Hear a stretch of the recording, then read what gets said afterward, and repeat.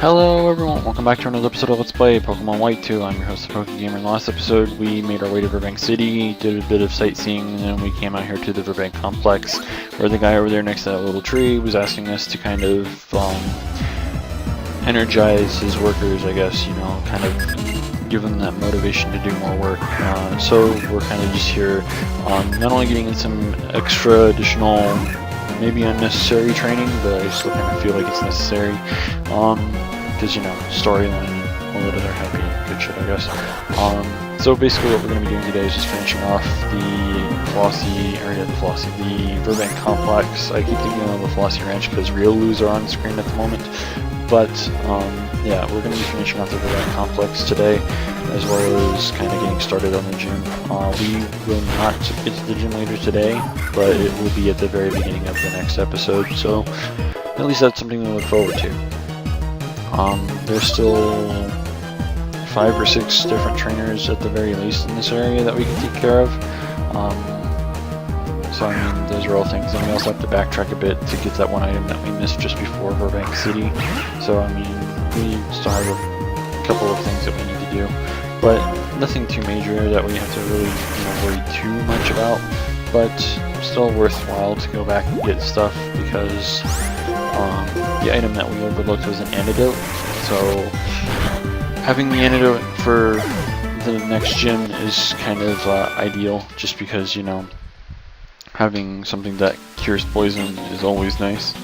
But I mean, if you feel like you don't really need the poison, like recovery and all that other happy crap, then I mean, you're more than welcome to kind of just do whatever the hell you want. I think there might have been a hidden item over there, by the way, so if you want to, you can check. I'm probably not going to go back to check it, but I mean, if you want to, you're more than welcome to. Again, I just personally won't. I mean, like I said, there might be that chance that it is a hidden item over there in that little corner that we missed, but yeah. So, something to look into if you really want.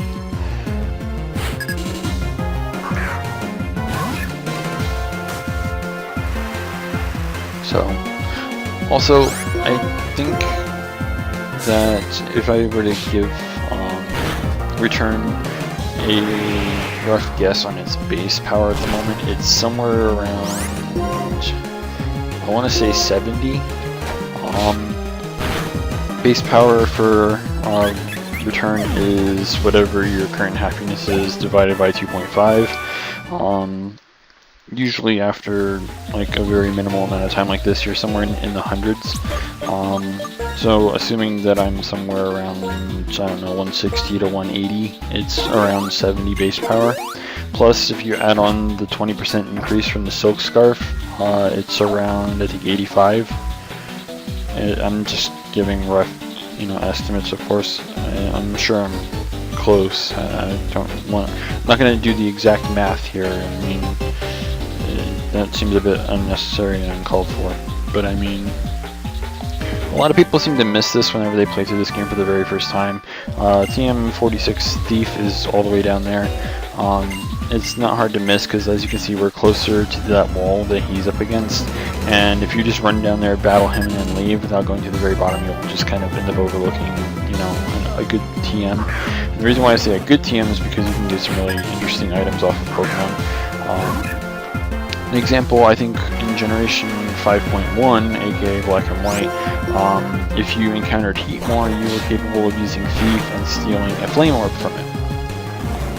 So Thief is overall, it's just an excellent move that allows you to get some pretty cool and really good items. I mean, imagine me getting something like Conkeldurr in my last Let's Play because somehow I managed, you know, trade or something. Again, hypotheticals. But like, let's say I got that and it had Guts. Like, if I wanted to, I could have given something random or whatever Thief after I found a Heatmore that had a Flame Orb and just stole it and then gave that to, you know, Conkeldurr. So I mean, it's a useful TM to have, especially since you can use TMs over and over again in this game. And I mean, free items. Like, it's not like, oh, we can encounter Snorlax every day, all day, and just steal leftovers anymore. That's not a thing. You know, at least it hasn't been for a very long time. But still, good items are, you know, good to get. You just have to know what carries what and whatever. anyways, as you can see, we're getting our first evolution of our Let's Play. Oshawott has evolved into Duat, so yeah. And as you can see from the little team preview thing at the very bottom there, the little sprites changed, so now it's over to Duat. And then you have someone up here. I have no idea who this guy is or what his real like intentions and whatever are. He kind of just walks around, like you'll find him in different areas. I don't know if he's like a ghost or something. I've never actually tried to figure out what he's capable of, or like what his thing in the story was all about. But yeah. So I don't know if I covered all the Pokemon that could be found in this area. I feel like I did, but I don't really know. I did mention that in the last episode that you can get a Lekid in this game, and in Black 2 you can get Magby. You can also get Coughing in this area. You can get what else was there? Patrat, and I think there's like a few other like very minor things. I think you can even get Pidove in this area. I'm not entirely sure. The most notable thing in this area, which believe it or not is actually really good to pick up if you like don't have plans for other things, is Magnemite. Oh yeah, that's right, Growlithe is here, and I'm actually considering getting this because of Castelia City, because anyone that remembers Black and White 1, the gym leader there is a bug type user who also happens to have something that's also part grass. But Magnemite's really good because it has that immunity to poison, so you could easily just catch one here, take it to the gym, and you're pretty much good to go. I don't remember if I did that through my Japanese playthrough whenever I did that, like the day that the game came out in Japan. All I remember is that, you know, having the steel type for this gym is just absurdly good. Some of the Pokemon in her gym do carry moves like Pound or whatever, which is fine. Magnemite's got Sturdy, as well as the fact that, you know, you can just have a defensive Magnemite and be fine. Not to mention you have access to Supersonic and a whole bunch of other crap, so I mean, it's worthwhile if you really want to have something immune. Or if you want to and you caught a Riolu like I did, you can like sit here and run around for like 3 or 4 hours while you slowly build up happiness, and then evolve it into a Lucario who is obviously part steel, and from there, you know, just like, okay, I'll just have my steel type that's immune to your poison and be done with it. But I mean, it's something that I might try to do off screen, is get the happiness up a little bit, and by that I mean just literally running around for like 20 or 30 minutes. I don't know if that's going to result in an evolution or not. Probably not. It's probably not going to be anywhere near enough, but we'll have to see. And that also means that I don't have to level up anything. I really hate Audino and its double slap crap. It's so annoying. But I mean, at the same time, I can't really do much about that, I suppose. So, oh well. Riolu gets another level up, almost 2. So, because we almost got another level up, why not? We'll just kill something else and get ourselves a free level up. Excuse me. Rainy weather plus kind of warm weather really messes with my throat a bit. I'm sure you can kind of tell. I try not to do that on the screen or during recordings, but yeah. And like I said, you have Sturdy, Supersonic. It's not hard. Yeah, you'd have to level it up a little bit, but I mean, at the same time, it's kind of cool to have. And of course I ended up hitting myself, so hooray me. But I mean, whatever. It's fine. We're gonna go get our item that we missed, and then we're gonna head straight over to the Pokemon Center and heal anyways, because we want to be at full health for the gym. So I mean, why not, right? So like I said, the item that we missed was an Antidote.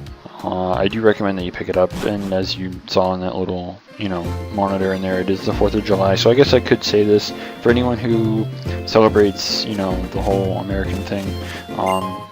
Happy 4th of July. If you're not on the east coast of the United States right now enjoying this stormy weather, you're probably going to be enjoying fireworks later tonight, so have fun with that. Barbecues, beer, whatever the hell you want. It's standard American crap, right? My area is kind of annoying. They just light off fireworks for no reason. As you can see, the medal guy is here, so we're going to go ahead and just pick up our medal that he has for us, which is the evolution medal, because we finally evolved something. I think there's like several variations of that medal as well, depending on like how many you evolve or whatever. Like I think you get one for the first one, or first time you evolve something, then you get some for like if you evolve 50 Pokemon, like 100 Pokemon or something. So I mean, whatever. So the only building that we didn't check out was this one, which is obviously the gym, as you can see by that you know, little icon above the building.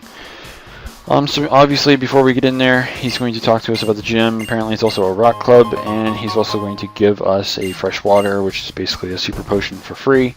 So can't really turn that down. Now not everyone in here is a trainer. There are just random NPCs in here as well. There are only 3 trainers, one of which actually being the gym leader. One of the coolest things about this gym is there's 2 things. One, they actually sing the whole Pokemon thing in the background, even though it's just like literally the only lyrics are just spelling out Pokemon and saying Pokemon. However, the cool other thing about this, other than the fact that they actually play the music themselves, is the fact that if you beat each of the trainers, that instrument that they're playing will stop. So because we're battling the drummer right now, the drums in the background will stop. And once we beat the guitarist, that'll stop as well, and then you'll only hear the gym leader singing, and whenever you beat her, everything stops, and she talks to you and does her thing like everyone does, you know, at the end of every, you know, gym battle, because that's always a thing. So like I said, getting your antidote is really, really recommended here. I went for counter just because I thought I might be able to kill it from that range with counter, but apparently not. So we got additional poison damage, and that was me accidentally scratching something. My bad. Like whatever. I'm sure you probably heard that, but yeah. Anyway, I thought it might do enough, but apparently it wasn't. So the poison brings me down to 12 HP. I'm gonna get the hell out because I don't want to lose Riolu here, especially because of the fact that if it dies, then guess what? It loses some of its happiness, which means it takes even longer to, you know, evolve. I think it loses like 10 points off of its happiness if it dies, so that's obviously not fun, and I don't want that. So obviously I'm just gonna be like, nah, I'm not gonna do that. But yeah. So as you can hear, there is no drums anymore. The drums have stopped, so you can hear just the guitar, and you can hear Roxy singing. So the second that we beat the drummer, or not the drummer, we already beat the drummer. Once we beat the guitarist, that instrument will also stop, and then we just have to beat Roxy, and we're not going to have enough time to take on Roxy today. That's why I said at the beginning of this episode we're not going to be battling her yet, but we will be starting off the next episode with a battle against Roxy, so something to look forward to. Also, I think that originally, like, my base power for return was actually slightly under 70 until it got to about this point, because it started to seemingly do more damage this time around than it did before. So I'm assuming that the happiness thing kind of increased its base power a little bit by the time we got here. So I mean, I figured that was kind of cool and interesting, but I mean, at the same time, it'll be better whenever Riolu evolves, because the attack increase on its stats when it evolves and everything. It'll just be great. But I mean, excuse me. But I mean, it's something that I still really want to have happen very, very soon, especially when it comes to the, you know, bug gym leader. But anyways, since we basically don't have enough time to take on Roxy here, in the next episode we're going to start off the episode by battling against Roxy and trying to get our second gym badge, and from there we'll probably end up having to stop by the PokeBeach Studios, and hopefully we'll get started on Castelia City as well. So that's all kind of cool stuff to look forward to. So until next time, this is the PokeGamer signing out.